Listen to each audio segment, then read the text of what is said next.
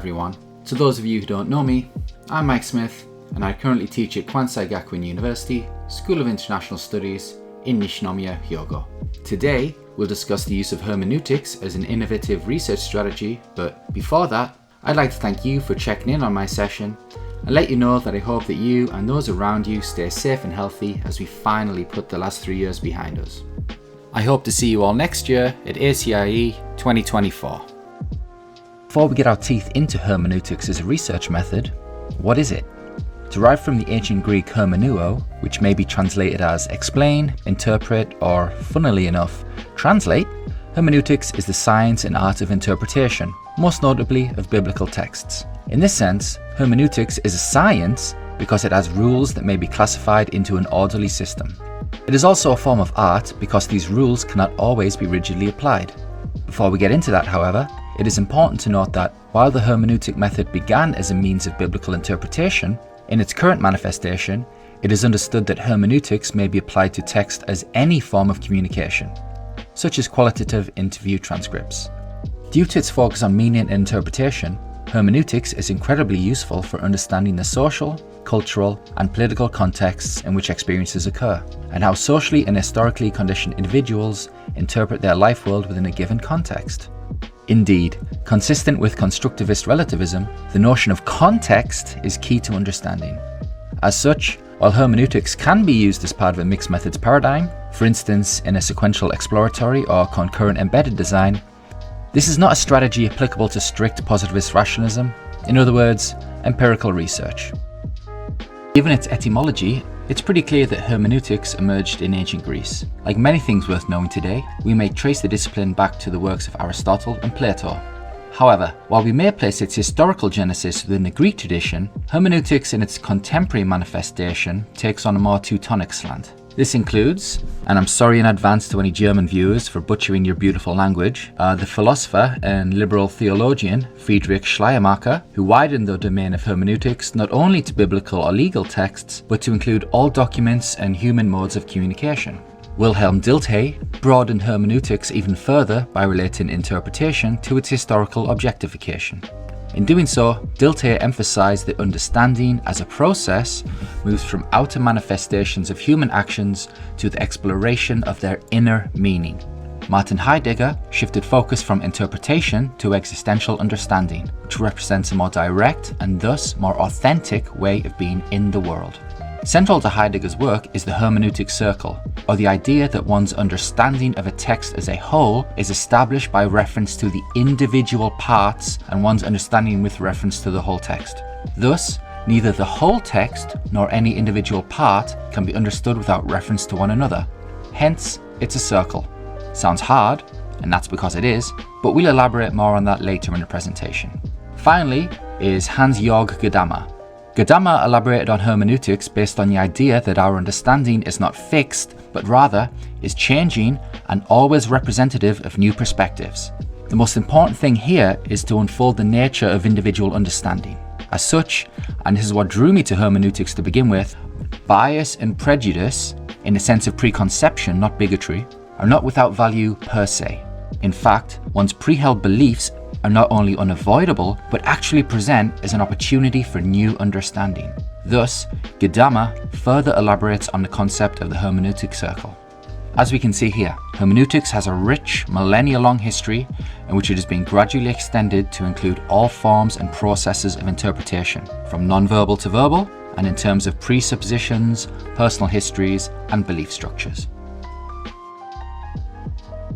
The main goal of the hermeneutic approach is to explore and analyze the life world of individuals, or, put simply, the sum total of physical surroundings and everyday experiences that make up an individual's world. In this regard, life world may be thought of as a cognitive map by which individuals orientate themselves in day-to-day life.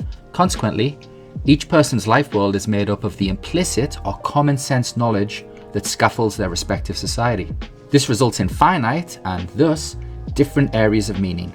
According to Schutzer, for example, there are multiple realities by which we organize our experiences. Each finite area of meaning, so religion, science, politics, and so on, give sense to a precise frame of reality that depends on the meaning people give to those subjects through their personal experiences within them. In essence, life world is a sphere of intersubjective meanings, shared and constructed by subjects. What of the philosophical basis of hermeneutics? Well, given its interpretive orientation, in which it seeks out in-depth understandings of human behaviours, actions, motivations, representations, attitudes, values, and both explicit and tacit knowledge, the method is commonly associated with the constructivist interpretive paradigm. In contrast to the positivist epistemology, or theory of knowledge, in which reality is measurable, constructivism holds that for us to understand phenomena, we must explore the underlying, socially constructed meanings of events and human activities. As such, while positivism focuses on the black and white, hermeneutic interpretivism seeks to explore the grey. Naturally, this brings into play considerations over subjective and intersubjective experiences in terms of researcher and participant. Both Heidegger and Gadamer assert that all people, and yes, that includes researchers, cannot forego their preconceived notions, and that attempts to eliminate these preconceptions are not only unachievable, but, quite frankly, absurd. In consequence, there is no separation between the knower and the known, as they share the same cultural horizon. This, in turn, allows the former to attempt to understand the latter. This also brings us to a crucial separation between phenomenology and hermeneutics. Whilst the former necessitates the researcher eliminating their judgment or bias through bracketing, the latter seeks to reduce the distance between researcher and a subject under study. Of course, that's not to say that we shouldn't address our pre-held beliefs. Knowing our limitations and ethical sensitivity are crucial to all qualitative research methods after all. Merely that we shouldn't waste our time attempting the impossible. In sum, hermeneutics posits that meanings are not given, but socially constructed, and as such, they are developed and more to the point redeveloped through shared interactions. Following Gadamer's elaboration of Heideggerian hermeneutics, there are 4 basic rules for interpretation: effective history, prejudice, provocation, and fusion of horizons. In theorizing effective history, Gadamer seeks to reveal that understanding is never a subjective relation to a given object, but to its history. From this perspective, the languages, symbols, traditions, and stories guiding interactions shape our perceptions of meaning. Thus, a shared history and the consequences of that history are always in effect.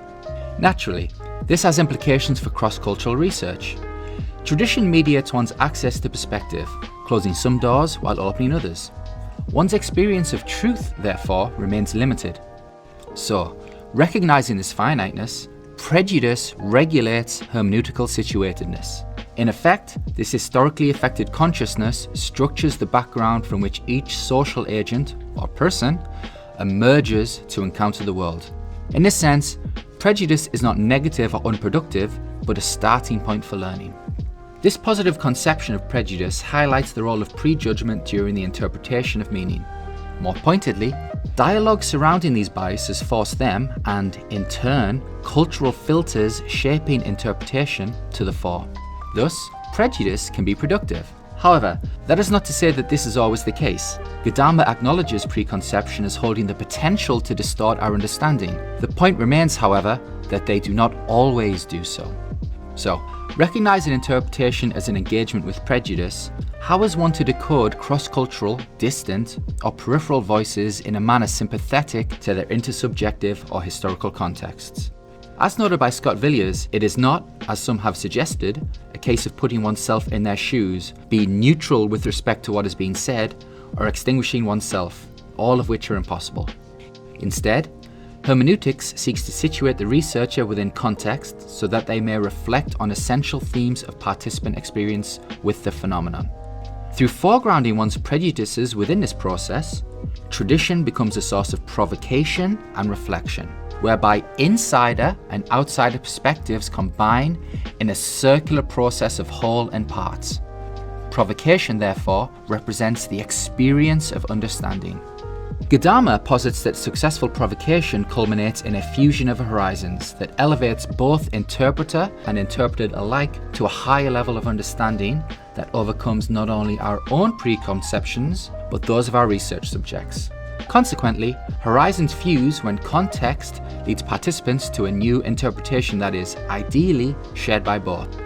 Thus, the original understanding is surpassed and integrated into a broader, more informed understanding. With this process in mind, hermeneutics draws attention to the unceasing potential of dialogue and the influence of experience on the interpretive process. Here, amongst this intersubjective reading of truth, our current understandings cannot be divorced from our lived traditions. Thus, one should never seek to limit or repress these understandings, but expand upon them. Now we've covered the philosophical and theoretical bases of hermeneutics, I'm going to detail some practical research methods appropriate to the approach. Given its interpretive intention, hermeneutics may be employed to explore a plethora of potential topics across a host of academic fields. Regardless of theme, however, before beginning the research process, it is good practice that the researcher employs literature review in order to orientate themselves and, more importantly, their research questions to the phenomena under study. This is important to all qualitative investigations, but especially crucial to cross-cultural inquiry, whereby the researcher is, more than likely, an outsider to the culture under study.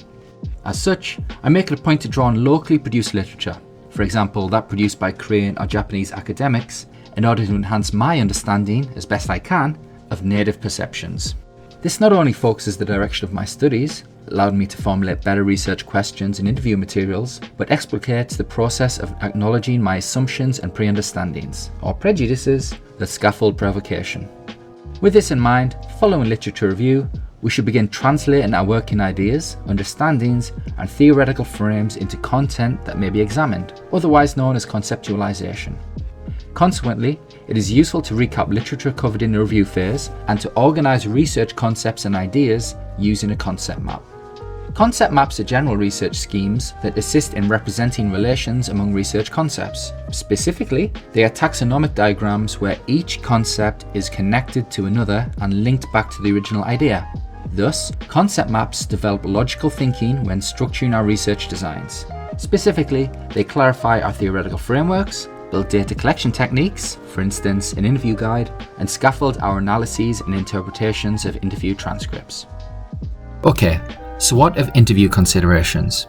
The next step is to conceptualize our literature review and research questions into an interview guide, or a list of the topics and specific questions that we plan on covering during the interview. Remember, a guide is simply that.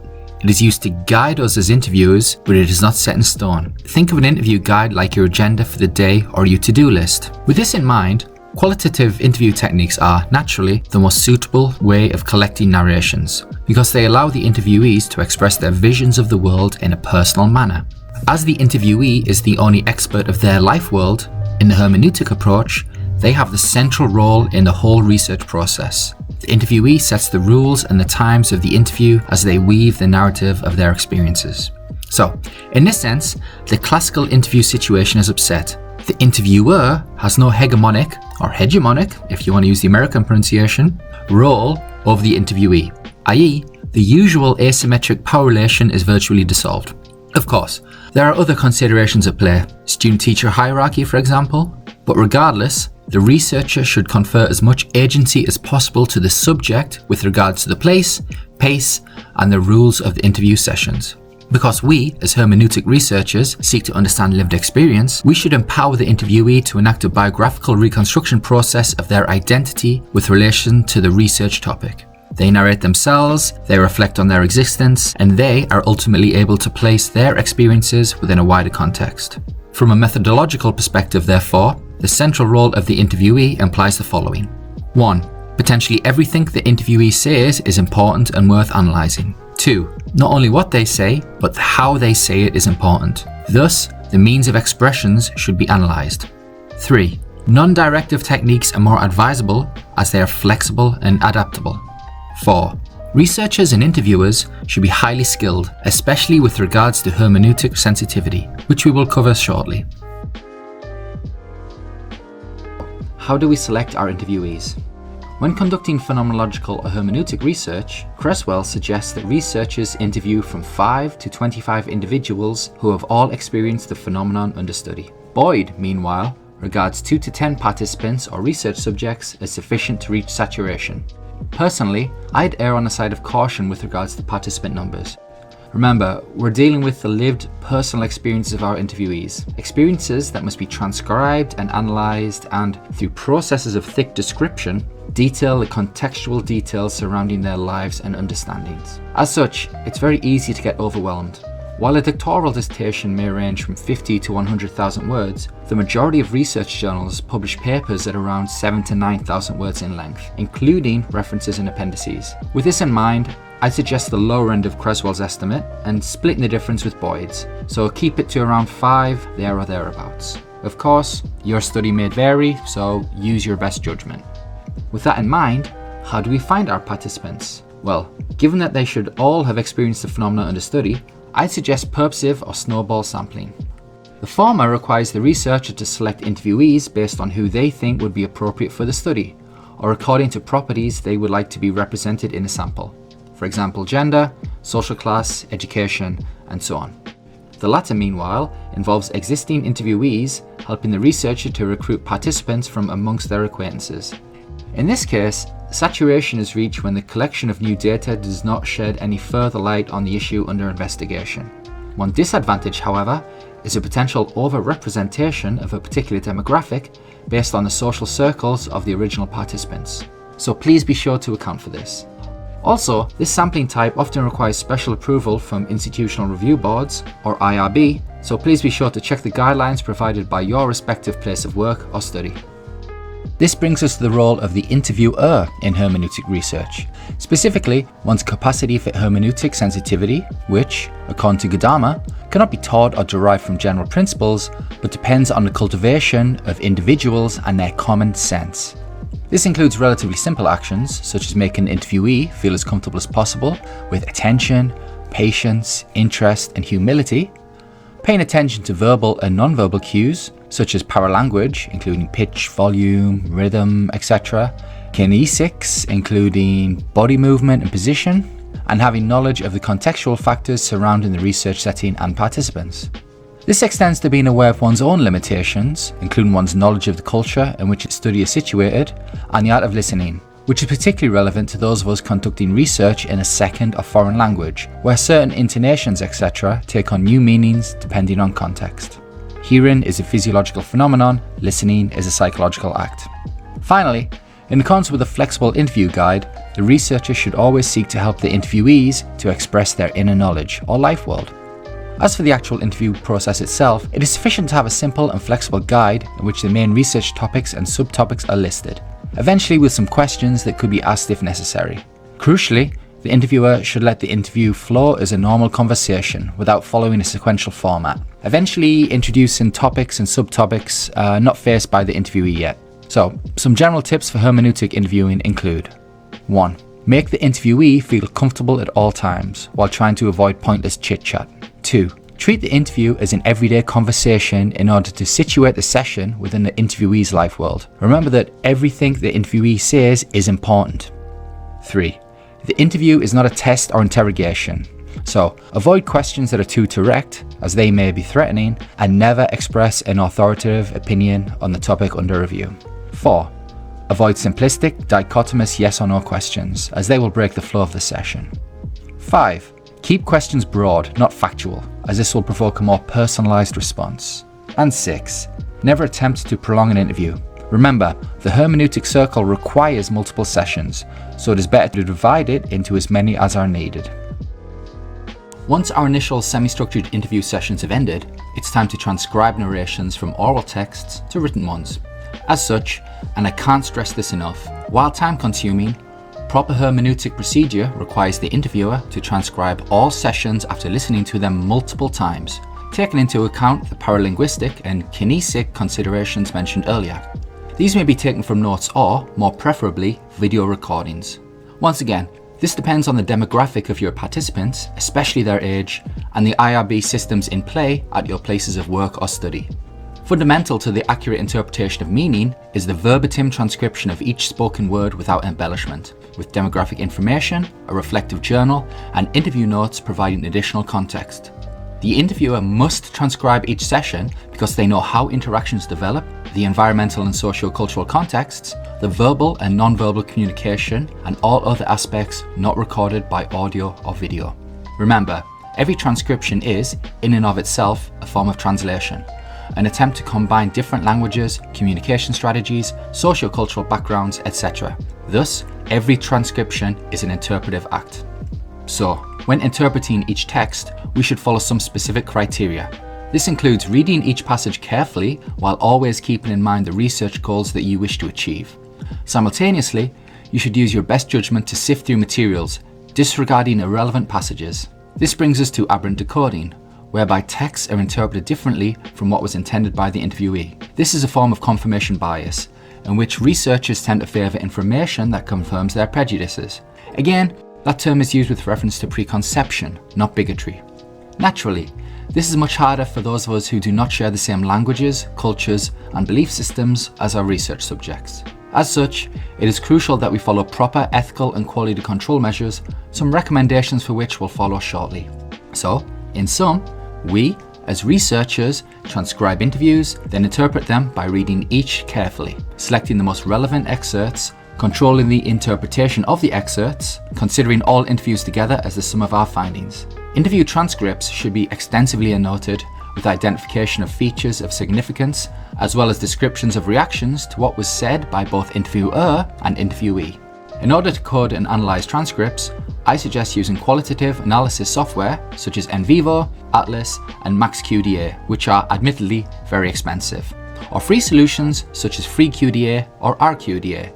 So, once you've selected our software package and more importantly gotten to grips with it, it's time to code, cross-examine and thematically analyse all qualitative data, working towards a hermeneutic understanding situated within a horizon of interviewees. Central to this process is an organising system used to identify predominant themes through which learner accounts may be categorised, interpreted and presented. This includes numbering each transcribed line, multiple readings before coding, identifying and marking units, developing thematic labels, incorporating select empirical evidence within hermeneutic interpretations, and seeking a circular hermeneutic understanding of the individual, revisiting and enhancing prior analyses and assumptions with insights gleaned from most recent interviews. This brings us to what is undoubtedly the most crucial feature of the hermeneutic research process, the hermeneutic circle. Crucially, the hermeneutic tradition rejects strictly linear understandings of meaning, moving towards a circular or spiral reading that seeks to account for the dialogical interactions between individual elements and their whole. Indeed, fragments of meaning can only be understood in terms of the meanings of others or of the whole, yet understanding these other elements or the whole, in turn, presupposes understanding of the original element. With this in mind, the hermeneutic circle seeks to provide a fusion of horizons, or a melding of positions, through a circular process of understanding, clarification, revelation, and interpretation. In essence, the hermeneutic circle is defined by our personal horizon of understanding and the back and forth movements between part and whole. Here, texts and interpretations are co-created, reflexive, and acknowledge the relationship between the researcher, subjective research, and participants. So, in this regard, the hermeneutic dialectic process emerges through a social constructivist epistemology. Given this back and forth, for example, some researchers interpret the hermeneutic process more as a spiral, starting off with a limited understanding or prejudgment before building to a more inclusive understanding by fusing horizons. Some whole-part interpretation processes are represented as closed circles, but this spiral represents movement and change, building understanding through each cycle of text, creation and interpretation. Crucial here is the gradual, and thus longitudinal, nature of the interpretive process. This isn't something that can be achieved in 1 or 2 sessions, but over weeks, months and even years of interviewing, or until horizons are fused. Put simply, by moving gradually from naive interpretations to developing emergent understandings that reference the corpora of text as a whole, to the point that new understandings emerge. Before we wrap up, it's good practice to cover some ethical and quality considerations that, while general to qualitative research as a whole, benefit hermeneutic inquiries. It goes without saying that, before any human interactions, applications for ethical review consistent with your IRB process must be obtained. Upon being granted clearance and amending research protocols as required, interview preparation procedures may begin, ensuring that no harm comes to participants, informed consent is obtained, there is no invasion of privacy, nor any deception involved. Once all of this is met, we may follow Lincoln and Guber's criteria for establishing trust. including credibility, transferability, dependability, and confirmability. While we don't have time to go through all recommendations listed here, some notable features include the prolonged and persistent nature of the hermeneutic process, which serves to enhance credibility through triangulation. To further aid credibility and isomorphism, findings may be assessed through member checks or testing the data with members of relevant groups, a process consistent with George's description of hermeneutic provocation. Truth may be enhanced through a process of regular peer debriefings from a native academic removed from the research process, who acts as a cultural guide, occasional translator, and identifier of prejudices and effective histories. Finally, to aid transferability, a thick description of all research context, including setting, participants, and backgrounds, may be collected and, where appropriate, made available to outsider researchers to facilitate a match of generalizable characteristics. Okay, thank you for attending my presentation on the hermeneutic research method. I hope it's been useful to you. Of course, I'd love to go into more detail, but I'm already slightly over the time limit. So I'll close by saying that I hope you stay safe and good luck with your future research endeavours. If you'd like to get in touch or simply see what I'm up to, then please feel free to scan this QR code, which will take you to my research gate.